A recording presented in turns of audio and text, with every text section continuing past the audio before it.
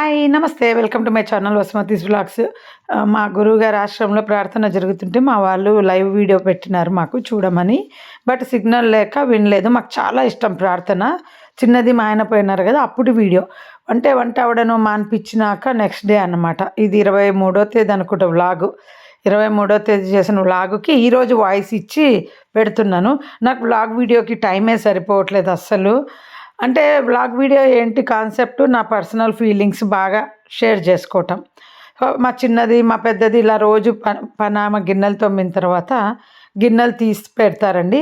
ఇప్పుడు నాకు పనామ కూడా హ్యాండ్ ఇచ్చేసింది.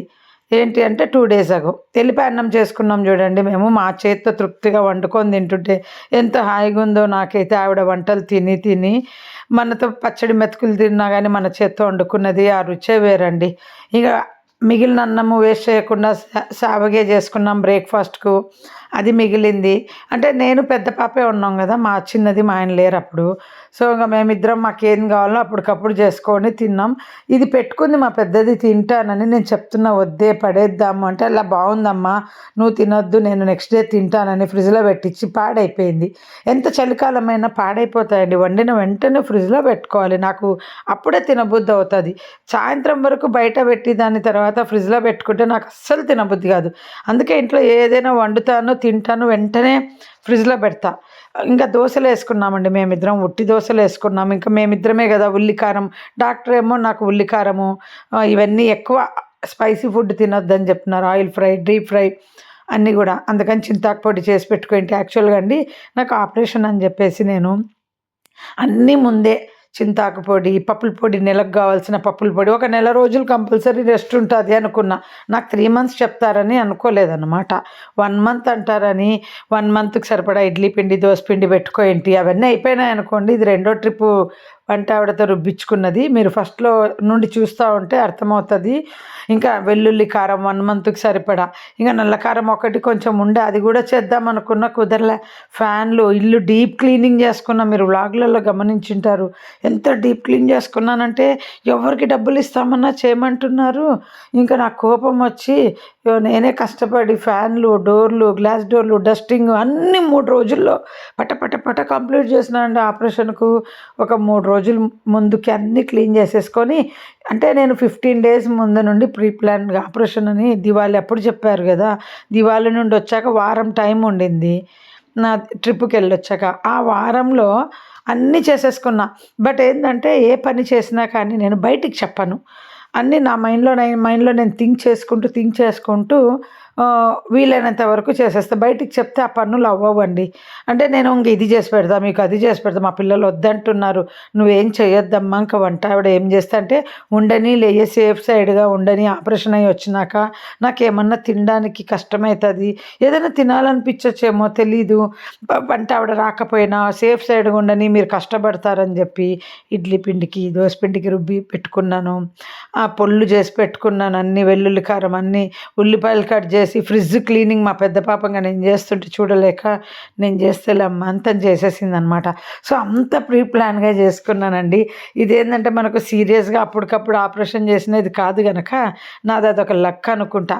మొత్తం కిచెన్ కూడా నీట్గా క్లీన్ చేసి అన్నీ కడిగించి, నా పెళ్ళప్పుడు కూడా అండి అమ్మకు కష్టం అవ్వకూడదని నేను నా పెళ్ళి టైంలో కూడా పని చేస్తూ ఉంటే అందరు అడుస్తుంటే నన్ను, నీ పెళ్ళి పెట్టుకొని కూడా నువ్వు పని చేస్తావని.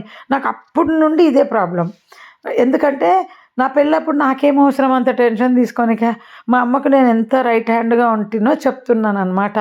నాకంటూ కొన్ని డ్యూటీస్ ఉండేటివి, నావి నేను వదిలేస్తే అమ్మ మీద పడతాయి అనేసి నేను అలా చేసేదాన్ని. కానీ అందరూ అడుస్తుండే నువ్వు చేయొద్దు పెళ్ళి కూతురువి నువ్వు చేయొద్దు అంటే ఎవరు చేయాలి? నా ప్లేస్లో లేరు ఎవరు చేసేవాళ్ళు.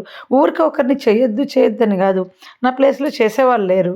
మా గురువుగారి శిష్యులకు సేవ కానీ A to Z నేనే చేసేదాన్ని. అంటే మా చెల్లెలకి అప్పటికి ఇంకా ఈ డ్యూటీ స్టార్ట్ అవ్వాల. ఎప్పుడైనా ఒక మనిషిని చేయొద్దు అన్నప్పుడు నీ బదులు మేము చేస్తాము అని చెప్పేవాళ్ళు ఉంటే మనకు ఆ ధైర్యము. సో నువ్వు చేయొద్దు అనేవాళ్ళే కానీ నాకు చేస్తామనేటోళ్ళు లేరు. అలా పెళ్ళప్పుడు నుండి నా డెలివరీ అప్పుడు కూడా అమ్మ చేయొద్దు అంటుంది. అమ్మ ఎంత చేస్తుంది? అన్నీ నేను అమ్మకు కావాల్సిన సదుపాయాలన్నీ ముందే చేసి పెట్టాను. 2వ డెలివరీ అప్పుడు కూడా అలాగే నేను యాక్చువల్గా అయితే 2వ డెలివరీ అప్పుడు సేమ్ ఇప్పుడు ఎలా ఫైనాన్స్ సిట్యుయేషన్ ఉందో, నాకు అప్పుడు కూడా అట్లాగే ఉంది. కానీ బయటికి చెప్పలేను. బయటికి చెప్పుకుంటే బాధ. ఎందుకు అంటే బాధ మనల్ని ఎదుటి వాళ్ళు తక్కువ చూస్తారని కాదు. ఆహ్, మన ఇంట్లో ఉన్నవాళ్ళు, వాళ్ళు ఫీల్ అయితారు వీళ్ళ మీద పడి తింటున్నామేమో అన్న ఫీలింగ్ వాళ్ళకి రాకూడదు. ఇప్పుడు ఏమైందంటే చెప్తా చూడండి. చిన్నదాని డెలివరీ అప్పుడు మా అమ్మ 6 గంటలకు పొద్దున నాకు వెళ్ళిపోయినాం డెలివరీకి. డాక్టర్ ఈవినింగ్ కానీ కాదు అన్నారు. సో, మా అమ్మ 11 అయిన తర్వాత మా అమ్మను ఈవినింగ్ కదమ్మా డెలివరీ అయ్యేది. నువ్వు వెళ్ళి ఇంటికెళ్ళి వంట చేసుకురాపో అంటే పోనని కూర్చుంది. ఆమె బాధేంది? ఎవడన్నా అట్ట పోతారా చెప్పు? డెలివరీ తర్వాత పోయి వంట చేసుకురాపో అంటే సరే. ఆహ్, ఇప్పుడు పోనని ఆమె కూర్చుంది. నేను పో అని మొండి చేస్తున్నా. ఆమెకు నేను చెప్పలేను నా ఫైనాన్స్ ప్రాబ్లమ్. నాకున్న నువ్వు పోమ్మా చేసుకురాపంటే పోతలే, పోతలే అని ఆమె చెప్పలేకపోతుంది. ఏం బయట తెచ్చుకొని తిందామని. ఆమె ఫీలింగ్స్ ఆమెకు, నా ఫీలింగ్స్ నాకు అర్థమవుతుందా? నేనెప్పుడు ఫైనాన్స్ ప్రాబ్లమ్‌లోనే ఉంటానని చెప్తున్నాను. ఇంకా ఏంటి పోనే పోదు నా బాధేందంటే డెలివరీ అయినాక మళ్ళీ 3 రోజులన్నా హాస్పిటల్‌లో ఉంటాం. మళ్ళీ బయట తెచ్చుకొని తినాలి. మా ఫైనాన్స్ అంత లేదు. సో, అట్‌లీస్ట్ బిఫోర్ అన్నా నేను సేవ్ జేయొచ్చు అనేసి. ఇది నా మైండ్ ప్లానింగ్. మా ఆయన నాకేమి ఇంతనే ఖర్చు పెట్టని ఏం చెప్పడు. ఆయన ఫీలింగ్స్‌తో, ఆయన బిహేవియరు, ఆయన నాకు ఇంటి ఖర్చులకి ఇచ్చిన డబ్బు అదే చాలు. నేను ఎట్లా బతకాలనేది. ఆయన నా ఎట్లా అంటే ఆయన మొఖం చూస్తేనే ఆయన పరిస్థితి నాకు తెలుస్తది. మా ఆయన ఫేస్‌లోనే నాకు తెలుస్తది. సో, నేను అడగను. అందుకని మా ఆయన పరిస్థితి నాకు తెలిసి పొమ్మంటే మా అమ్మ పోదు. నేనేమో ఆహ్, డైరెక్ట్‌గా మ్యాటర్ చెప్పలేను. ఆఖరికి మా అమ్మనెప్పుడు పంపాను, ఇట్లా కూర్చొని పని చేసుకుంటున్నా చూడండి. రోజు ఇప్పటికి గూడా చైర్‌లో కూర్చొని లేస్తున్న. నా ఫ్రెండ్ ఒకరు చెప్పిన సలహా నాకు బాగా యూజ్ అవుతుంది. ఏంటంటే ఇట్లా నేను 2 వీక్స్ తర్వాత నేనే నా ఇంటికొచ్చి చేసుకోవాల్సిన పరిస్థితి వచ్చింది. సమ్ ప్రాబ్లమ్స్ వల్ల. సో, మరి ఎట్లా చేసుకున్నావే చిన్న పిల్లలతో అంటే, ఇలా స్టూలేసుకొని కూర్చొని తీసుకోవడం అట్లా చేసుకున్నాను అని. సో, ఇప్పుడు నేను గూడా ప్రతిదీ కింద ఏమన్నా పడినా గానీ స్టూల్ మీద కూర్చొని తీసుకుంటున్నాను. ఆ స్టూల్ నాకు చాలా యూజ్ అవుతుంది. ఆ స్టూల్ లేకుంటే నాకు ఈరోజు చాలా కష్టమయ్యేది. సో, ఇంకా అలా మా అమ్మ పోలేదు. లాస్ట్‌కి మా అమ్మని ఏం చేసినా చెప్పి పెడితే మా అమ్మ 12:30కు పోయిందండి. 1 గంటకో, 12:30కో పోయింది. ఇంకా మా అమ్మ పోయిన తర్వాత నేను 12:30కో 1:30కి వాష్‌రూమ్ వెళ్ళిపోయినాను. అప్పుడు నాకు తెలిసిపోయింది బేబీ కిందికొచ్చేసిందని. నర్స్‌ని పిలుస్తున్నా నేను. మా పాప కిందికొచ్చేసింది, బేబీ సెకండ్ డెలివరీ కదా! కిందికొచ్చేసింది నవ్వుతుందామె. "అరే! డాక్టర్‌కి చెప్పమ్మా నాకు బేబీ కిందికొచ్చేసింది డైరెక్ట్‌గా. ఇప్పుడు నాకు ప్రాబ్లమ్‌గా ఉంది" అంటే అప్పుడు డాక్టర్‌ని పిలిచింది. నేను వెళ్ళేసరికి మా అమ్మ లేదు డెలివరీ టైంకు. ఇంటికి పోయింది కదా! వంట చేసుకురానికి. ఎప్పుడో సాయంత్రం 6కైతావు డెలివరీ అని చెప్పి పోయింది డాక్టరు. సో, ఇంక మా అమ్మ వచ్చేసరికి నేను హాస్పిటల్ థియేటర్‌లోకెళ్ళిన అరగంటలో నా డెలివరీ అయిపోయింది. అది ఇంగ డాక్టర్ అడుస్తుంది. ఎవరు లేరనేసి మా అమ్మని ఇంటికి పంపిన. మా ఆయన బయటున్నారు. లోపల బట్టల బ్యాగ్ ఉంటది గదా! అప్పట్లో అంతా మనము శారీస్ అన్నీ రెడీగా బ్యాగ్‌లో పెట్టుకుంటుంటి గదా! డెలివరీ టైంకి కావాల్సినవి. నేను వాళ్ళే బ్యాగ్ తీసుకొని లోపల దాంట్లో ఉంది చూడండి, దాంట్లో ఉంది చూడండి అంటున్నాను. వాళ్ళేమో అడుస్తున్నారు నన్ను ఎవరు లేరని. నేనేం జెప్పాలి? అసలు అరగంట డాక్టర్ థియేటర్‌లో పండబెట్టి గూడా పక్కకెళ్ళిపోయింది. నాకు అర్థం గాల. నా చిన్నది ఎంత ఫాస్ట్‌గా పెద్దదానికి డెలివరీ టైము నేను హాస్పిటల్‌లో థియేటర్‌లోకెళ్ళి 3 అవర్స్ ఉన్నాను. అప్పుడు బేబీ పుట్టింది. రీజన్ ఏందంటే సిజేరియన్ చెయ్యకుండా మాకు ఫైనాన్స్ ప్రాబ్లమ్ వల్ల ప్రభామోహన్ డాక్టర్ షెనాయి నర్సింగ్ హోమ్‌లో చేసేవాళ్ళు. మా ఆయన ఫైనాన్స్ ఇబ్బంది ఉందని తెలిసి సిజేరియన్ చేయకుండా నార్మల్ చేయటానికి ఫోర్సిప్స్ పెట్టి నార్మల్ డెలివరీ చేసింది. ఆవిడ పుణ్యమా అని మా ఆయన అప్పుడు సేఫ్ అయినాడు. కానీ తర్వాత జాండీస్ మూలంగా 3 రోజులు హాస్పిటల్‌లో ఉండాల్సొచ్చింది. పాపం అప్పుడు గూడా హెల్ప్‌లెస్ గోపాల్ నేనేం చేయలేను ఈ విషయంలో అనేసి అప్పుడు గూడా ఫీల్ అయిందనమాట. డైలీ దీని మీద ఇన్క్యుబులేటర్ మీద పండబెడతారు గదా! పర్ డే 1000 రూపీస్ అయిందనమాట అప్పుడు. సో, 3000 ఎక్స్‌ట్రా అయిపోయింది. 3 డేస్ హాస్పిటల్‌లో ఎక్స్‌ట్రా ఉండాల్సొచ్చింది. సో, చిన్నదనే టైంలో ఇంకా నార్మల్ డెలివరీనే.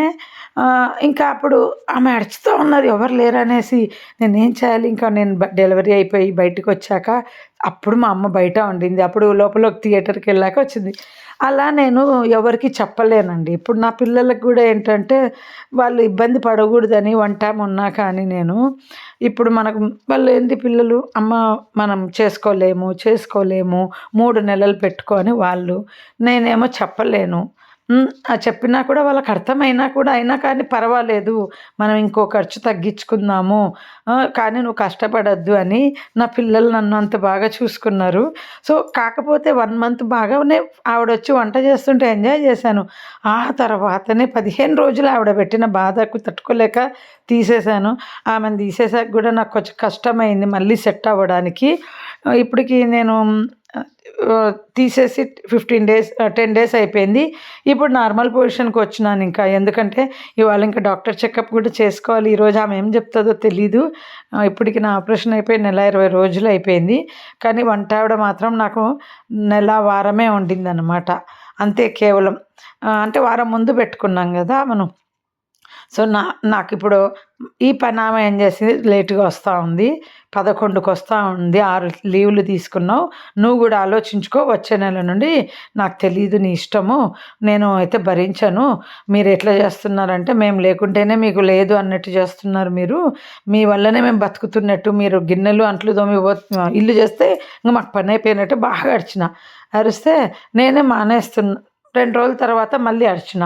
నేనే మానేస్తాను, నా ఆరోగ్యం బాగలేదని చెప్పి వెళ్ళిపోయింది. కానీ చేస్తూ ఉందన్నమాట. రీజన్ ఏందంటే ఆ అమ్మాయి ఎప్పుడొస్తే అప్పుడు చేయించుకోవాలి. తర్వాత 6 రోజులు లీవ్‌లు అది ఆమెకి ఇంట్లో సెట్ అవ్వదు. ఇప్పుడు ఇంకో ఆమె వచ్చింది. ఇంకా 2 రోజుల నుండి మా ఇంట్లో అందరం మేమే కష్టాలు పడుతున్నాం గిన్నెలు తోముకుంటూ.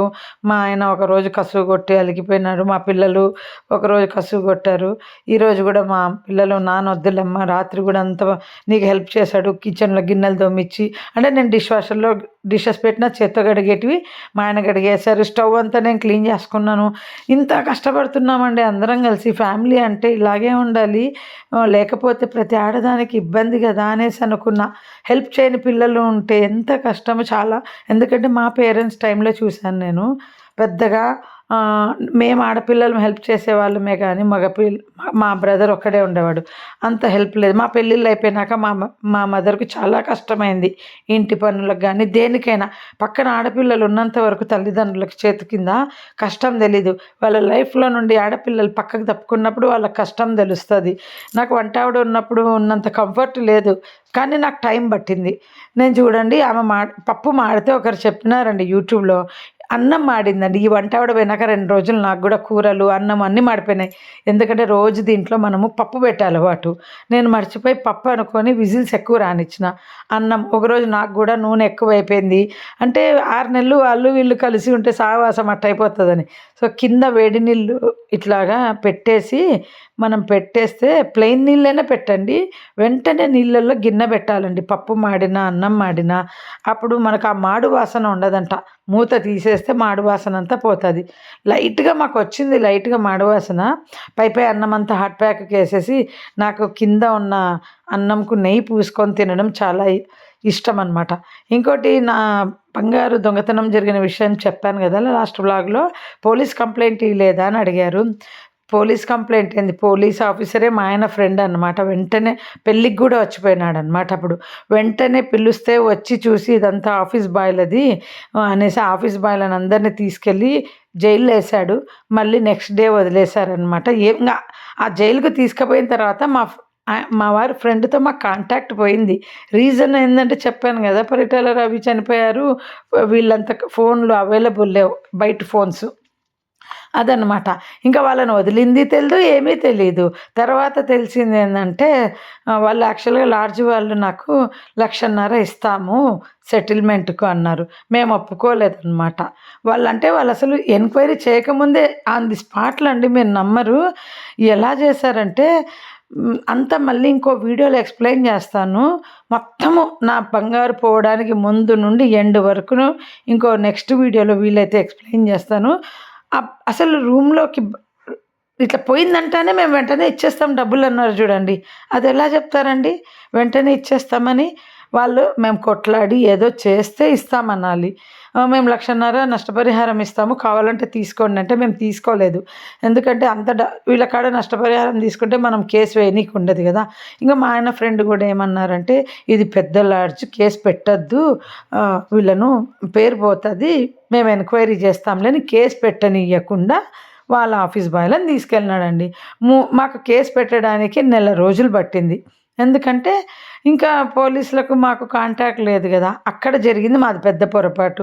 సో ఇంకా తర్వాత కేసు పెట్టినాము, అంతా అయ్యింది. మా ఆయన వాళ్ళ అన్న ఇద్దరు పోయి కేసు పెట్టినారు. అప్పుడు ఏమేమి పోయినాయో మా ఆయన ఫ్రెండ్ అన్నీ నన్ను అడిగి లిస్టు రాపించుకుంటే టక పేపర్లో రాసిచ్చాను. ఆ తర్వాత వెళ్ళి వాళ్ళు 3 నెలల తర్వాత కేసు పెట్టినప్పుడు కూడా నెలకో ఏమో పోయినారు మా వాళ్ళు కేసు పెట్టనీకి. పోయినప్పుడు కూడా ఫోన్లో అడిగితే నేను టక నోటు చెప్పిన. ఎందుకంటే నేను ఎఫ్ఐఆర్ రాసిచ్చాను కానీ వాళ్ళు సబ్మిట్ చేయాలి. ఆ పేపర్ తీసేసుకున్నారు ఆ రోజు, కానీ ఫైల్ చేయలేదన్నమాట. నేను రాసిచ్చిన పేపర్కు నేను నోటితో చెప్పిన దానికి వాళ్ళకి కరెక్ట్గా మ్యాచ్ అయింది. ఇప్పుడు మనం అబద్ధం చెబితే కదా ఏమేం పోయిందనేది వాళ్ళు అనుకోనిక. అంత నగ కదండి, అమ్మ నగ, నాన్నగ, అమ్మది డైమండ్ కమ్మలు. యాక్చువల్గా చెప్పాలంటే అమ్మది 10 తులాల బంగారు, డైమండ్ కమ్మలు. అవి మేము దాన్ని ఒక 2 తులాల కింద వేసుకున్నాము.